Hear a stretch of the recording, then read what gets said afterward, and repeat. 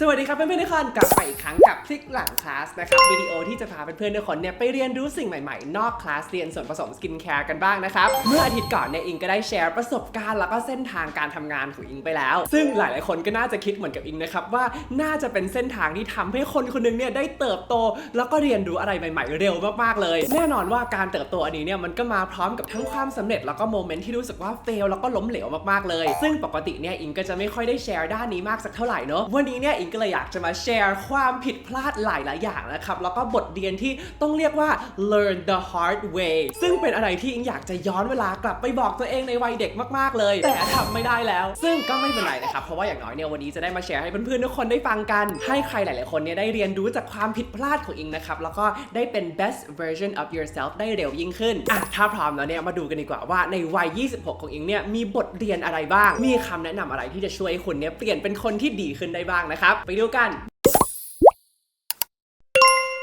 บทเรียนแรกของอิงนะครับที่รู้สึกว่าน่าจะเรียนรู้ได้เร็วกว่านี้นะครับก็คือการเห็นคุณค่าของตัวเองโดยที่ไม่ต้องให้คนอื่นมาบอกช่วงนี้เนี่ยเองกลับมาอ่านหนังสือค่อนข้างเยอะเลยนะครับมีทั้งหนังสือ Skin Care แล้วก็หนังสือพัฒนาชีวิตหลายเล่มเลยหนังสือดีมากเลยนะครับใครอยากให้อิงมารีวิวเต็มๆก็บอกได้ในคอมเมนต์ด้านล่างนะครับใดๆคือมันมีเล่มหนึ่งที่รู้สึกว่าทัชใจอิงมากๆเลยนะครับมันชื่อว่า Good Vibes Good Life จาก Dex King นะครับในหนังสือนี้เนี่ยเขาตั้งคำถามขึ้นมานะครับว่า If I asked you to name all the things you love how long would it take for you to name yourself หรือถ้าเกิดฉันให้คุณลิสต์สิ่งที่ตัวเองรักทั้งหมดเนี่ยลิสต์นั้นจะต้องยาวเท่าไหร่คุณถึงจะเขียนคำว่าตัวเองขึ้นมาสักทีมันเป็นคำถามที่ทำให้อิงฉุดคิดขึ้นมาเลยนะครับว่าเฮ้ยหลายๆครั้งเนี่ยเราไม่ได้ให้ความสำคัญกับการรักตัวเองเราแคร์แล้วก็เราให้ความสำคัญกับว่าคนอื่นเนี่ยคิดยังไงกับเราโดยที่ไม่หยุดคิดเลยนะครับว่าเราเองคิดยังไงกับตัวเองอิงบอกเลยนะครับว่าอิงเองเนี่ยไม่ใช่คนที่มีความมั่นใจมาตลอดนะรู้สึกว่าต้องการยืนยันจากคนอื่นตลอดเวลาเลยไม่ว่าจะเป็นด้านการเรียนการทำงานหรือว่ารูปร่างหน้าตาก็ตามซึ่งส่วนหนึ่งเนี่ยอิงว่ามันมาจากโครงสร้างของสังคมด้วยแหละตั้งแต่เด็กเนี่ยเราต้องการให้พ่อแม่ของเราบอกว่าภูมิใจในตัวเราตอนโตขึ้นมาหน่อยเนี่ยเราก็ต้องการให้เกรดนะครับเป็นตัวยืนยันว่าเราเป็นคนที่ฉลาดหรือว่าคนที่เก่งหรือแม้แต่การที่เรามีเพื่อนเยอะเนี่ยมันก็เป็นการที่ยืนยันให้กับตัวเองนะครับว่าเราเป็นคนที่น่าเข้าหาแต่สิ่งที่เรียนดูนะครับก็คือสุดท้ายแล้วเนี่ยไม่ว่าคุณจะเก่งแค่ไหนฉลาดแค่ไหนรวยและสวยแค่ไหนนะครับมันไม่มีวันเพียงพอเลยถ้าเกิดคุณไม่พอใจกับตัวตนของตัวเองช่วงปี 2 ของมหาลัยเนี่ยอิงเคยจิตตกกับปัญหาผิวแล้วก็สิวของตัวเองมากๆเลยเพราะว่าช่วงปี 1ผิวดีมากเลยนะครับก็ได้คำชมตลอดเลยว่าหุ้ยผิวแบบกระจ่างใส glass skin นู่นนี่ซึ่งพอสิวมันบุกขึ้นมาเนี่ยก็เลยเครียดมากๆเลยนะครับถึงขั้นที่ต้องอยู่ในห้องมืดนะครับปิดไฟทุกอย่างเลยเพราะว่ารู้สึกว่าถ้าเกิดมันมีแสงเนี่ยคนจะเห็นความน่าเกลียดของเราซึ่งห้องก็อยู่คนเดียวนะตอนนั้นแต่ว่ามันรู้สึกเหมือนกับว่าไม่อยากจะให้แม้แต่กำแพงหรือว่าผีที่อยู่ในห้องเห็นผิวของเรานะครับช่วงนั้นเป็นหนักมากจนมันเอฟเฟกต์การใช้ชีวิตเลยนะครับเพราะว่าโดดเรียนแล้วก็เพื่อนชวนไปไหนก็ไม่ไปนะครับใช้เวลาหลายปีมากนะครับในการศึกษาส่วนผสมในการเข้าใจการทำงานของผิวแล้วก็การฝึกรักตัวเองมากๆเลยนะครับถึงทำให้อิง realize ว่าสิวมันเป็นเรื่องปกติมันเป็นธรรมชาติของมนุษย์และคำว่าสวยคำว่าหล่อเนี่ยมันขึ้นอยู่กับคุณค่าที่คุณให้กับตัวเองไม่ใช่ beauty standard แล้วก็ไม่ใช่คำชมหรือว่าคำวิจารณ์จากคนอื่นปี 2013 เนี่ยเราต้องมา normalize การชมตัวเองนะครับมันไม่ใช่เรื่องที่เห็นแก่ตัวเลยทุกคนทุกวันนี้อิงมองตัวเองในกระจกนะครับไม่ว่าจะมีสิวมีริ้วรอยมีใต้ตาคล้ำนะครับอิงก็จะพยายามคิดบวกตลอดแล้วก็ชมตัวเองเอาไว้ก่อนเลยผิวของฉันสะท้อนเรื่องราวชีวิตของฉันเมื่อคืนฉันกินไหตี้มาโคตรอร่อยเลยวันนี้หน้าฉันจะบวมสักหน่อยจะเป็นไรหรือก็ฉันเป็นคนมีความสุขยิ้มแย้มบ่อยก็เลยมีริ้วรอยตรงร่องแก้มนะครับก็ไม่เห็นจะเป็นไรเลยวันนี้ฉันโคตรหล่อเลยให้ตายเหอะภารกิจแห่งจักรวาลนะฉันพร้อมตั้งแต่เมื่อวานและมันรู้สึกดีมากๆนะครับทุกคนต้องลองทำและทุกวันนี้เนี่ยใครชมอะไรอิงนะครับอิงก็จะขอบคุณจากใจเลยแต่มันก็ถือว่าเป็นโบนัสละกันจริงๆอิงรู้สิ่งนี้อยู่ในใจอยู่แล้วนะครับบทเรียนที่2นะครับที่อิงอยากจะกลับไปบอกตัวเองในวัยเด็กมากๆเลยนะก็คืออย่านำทุกคำแนะนำจากคนแปลกหน้ามาปรับใช้สมัยก่อนเนี่ยอิงจะเป็นคนที่ welcome feedback สุดๆใครแนะนำว่าอิงควรจะปรับเปลี่ยนอะไรตรงไหนเนี่ยก็น้อมรับนะครับแล้วก็รีบเปลี่ยนแปลงตัวเองเลยอาจจะเป็นเพราะว่าโดยธรรมชาติเป็นคนที่อยากจะให้คนอื่นรัก แล้วก็ชอบตลอดเวลานะครับเป็น people pleaser ซึ่งอยากจะย้อนเวลากลับไปเขย่าตัวเองแรงๆนะครับแล้วก็ถามว่าเธอรู้จักคนคนนี้หรอคนคนนี้กำลังให้คำแนะนำที่ดีกับเธอจริงๆหรอเขาหวังดีกับเธอจริงๆหรอโดยเฉพาะช่วงปีแรกของการทำพริกหลังกล่องนะครับช่วงนั้นเนี่ยได้ฟีดแบ็กมาเยอะมากๆเลยไม่ว่าจะดีหรือว่าไม่ดีซึ่งณตอนนั้นยังแยกแยะไม่ออกนะครับพยายามเป็นทุกอย่างให้กับทุกคนจำได้เลยว่ามีวิดีโอหนึ่งหลายคนนะครับเข้ามาคอมเมนต์บอกว่าอยากจะให้เล่นมุกน้อยลงพูดน้ำเสียงต่ำๆหน่อยก็ได้นะมันดูตื่นเต้นเกินไปซึ่งตอนนั้นเห็นคอมเมนต์แล้วรู้สึกว่าอับอายมากๆเลยแบบว่าเฮ้ยฉันเล่นเยอะเกินไปหรือเปล่ามันไม่ professional แน่ๆเลยหลังจากนั้นก็พยายามเก็บตัวมากขึ้นแล้วก็เล่นสนุกน้อยลงเพราะว่าตอนนั้นอยากให้คนมีภาพจำว่าเป็นคนที่มีสาระมีความรู้แล้วก็น่าเชื่อถือ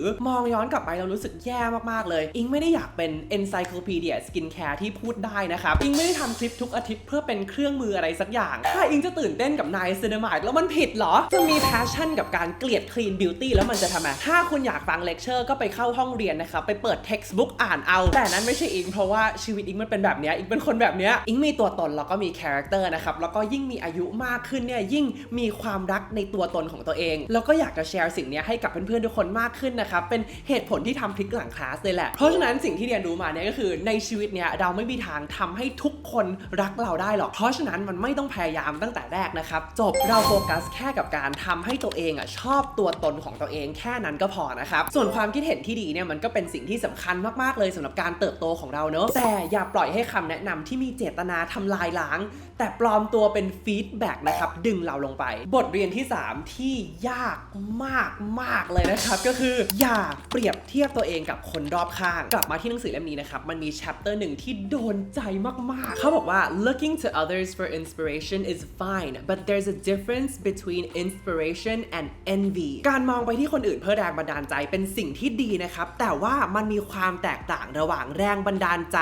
และความอิจฉาเมื่อก่อนเนี่ยอิงซัฟเฟอร์กับสิ่งนี้มากตอนจบมัธยมเชื่อไหมว่าอิงไม่ได้ติดมหาลัยท็อปในใจสักที่เลยในขณะที่เพื่อนสนิทที่สุดของอิงเลยที่อิงเป็นคนเขียนเอเซ่ให้เขาด้วยมือของตัวเองเลยเนี่ยกลับติดมหาลัยในฝันของอิงตอนนั้นรู้สึกว่าทำไมตัวเองไม่เก่งเลยทำไมตัวเองโง่ขนาดนี้ตอนปี1ของมหาลัยก็เลยลองใหม่ยื่นใบสมัครไปมหาลัยท็อป2ในใจนะครับแล้วก็ติดทั้ง2ที่เลยก็รู้สึกดีขึ้นมานะครับว่าเฮ้ยเราก็เก่งเหมือนกันนะแต่ยังไงพอปี4นะครับเพื่อนๆทุกคนก็เริ่มสมัครงานกันแล้วเพื่อนหลายคนมากได้งานที่อเมริกานะครับในขณะที่อิงไม่ได้ต้องขายบ้านขายรถขายทุกอย่างนะครับแล้วก็แพ็คของกลับมาประเทศไทยรู้สึกเฟลมากๆแม้แต่ทุกวันนี้เองก็ตามนะครับหลายๆคนอาจจะมองมาที่อิงแล้วก็คิดว่าเฮ้ยอิงก็มีหลายๆอย่างแล้วนี่นามีธุรกิจที่ไปได้ด้วยดีมี follower ประมาณนึงนะครับแต่รู้ไหมว่าเพื่อนใหม่ๆของอิงทุกคนมีธุรกิจหลักพันล้านนะครับ follower หลักหลายล้านแล้วอายุไล่เลี่ยกับอิงเหมือนกันคือเมื่อ2ปีที่แล้วเนี่ยถ้าเกิดมีใครมาบอกอิงนะครับว่าอิงจะเป็นเจ้าของธุรกิจ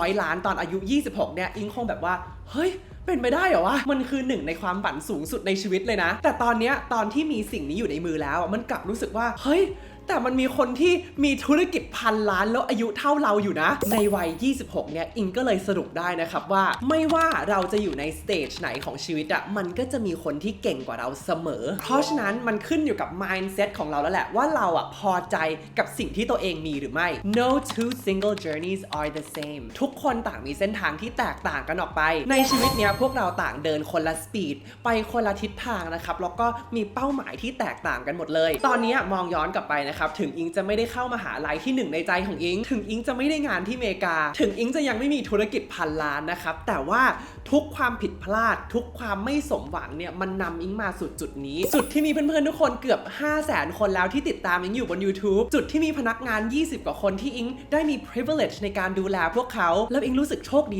มากๆเลยนะครับที่ทุกอย่างที่มันเกิดขึ้นมันได้เกิดขึ้นตาม destiny ของมันคุณคิงเขาอธิบายได้ดีมากเลยนะครับเขาบอกว่า someone else might already be at the most interesting part of their show while you're still making preparations behind the scenes for yours คนที่ประสบความสำเร็จมากๆแล้วเนี่ยอาจจะเป็นคนที่ได้ขึ้นแสดงอยู่บนเวทีแต่สักวันคุณก็จะมีโมเมนต์บนเวทีมีโมเมนต์ที่อยู่ในแสงนั้นเหมือนกันแค่ตอนนี้คุณกำลังเตรียมตัวอยู่หลังเวทีเท่านั้นเองบทเรียนที่4นะครับเป็นบทเรียนที่เจ็บมากๆเลยแล้วอิงก็อยากจะกลับไปกอดตัวเองเมื่อปีที่แล้วมากๆนั่นก็คืออย่ากลัวที่จะปล่อยคนบางคนออกจากชีวิตมันต่อยอดมาจากข้อที่แล้วแหละบางครั้งเนี่ยมันไม่ใช่แค่เราที่เปรียบ บเทียบตัวเองกับคนอื่นนะครับแต่ว่าอย่าลืมว่าคนอื่นก็เปรียบเทียบตัวเองกับเราได้เหมือนกันเมื่อปีที่ผ่านมาเนี่ยอิงก็เสียคนบางคนไปจากชีวิตเหมือนกันนะครับเพราะเรื่องนี้มันเจ็บมากๆนะครับเวลาที่เราพูดถึงการประสบความสำเร็จเนี่ยทุกคนก็จะเตือนเรานะครับว่าให้เตรียมตัวเตรียมใจรับมือกับการบริหารนู่นนี่นั่นแต่ไม่มีใครเคยเตือนเราถึงสิ่งนี้เลยวันนั้นอิงไปฟังสปีชของคนหนึ่งมานะครับเขาบอกว่า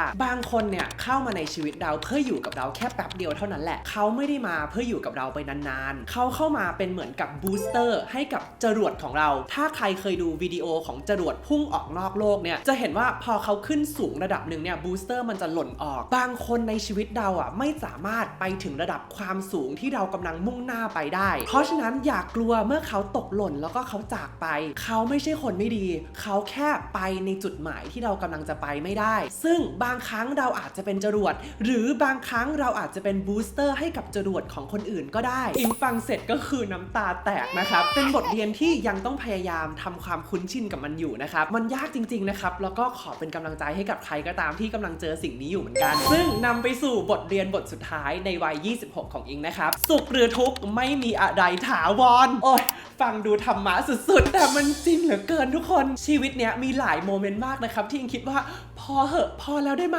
ขอล็อกเอาท์ขอเปลี่ยนเซิร์ฟเวอร์เถอะมันยากเกินไปไม่ไหวแล้วฉันจะผ่านมันไปได้ยังไงเอาจริงๆนะครับชีวิตยูทูบเบอร์เนี่ยมันอาจจะดูมีความสุขมีสีสันตลอดเวลา it's all rainbows and sunshine แต่ชีวิตที่เพื่อนๆทุกคนเห็นของอิงเนี่ยมันเป็นแค่